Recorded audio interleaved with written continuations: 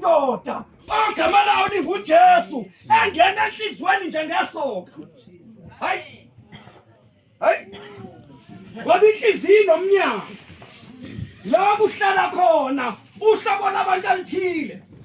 Kunomnye umfundisi wami ongale uthi inhliziyo yakho uyakwazi ukuyivula kungena umfana namathe kwangcolile la ngaphakathi bese uyayivalela bese uhamba naye umfana uyongena nabo kusofa bakini ufika ulale naye amanda kusandela imessage nje ethi ngiyakuthanda na usho kakhulu ngiyakuthanda kanjalo namathe kanjalo noJesu uyangena ngokushunyayelo angena enhliziyweni yomuntu umuntu aphenduke.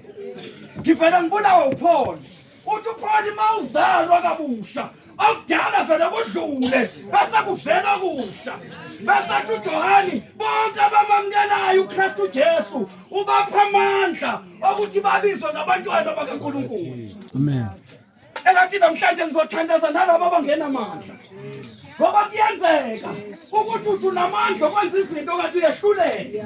Kodwa ngifuna ukukutshela ukuthi khona onamandla ogama lakhe linguJesu wenza into ezimangalisayo. Hallelujah. Ufika la kuphela khona ingqondo yomuntu afika ngenelele kaze unahume uthi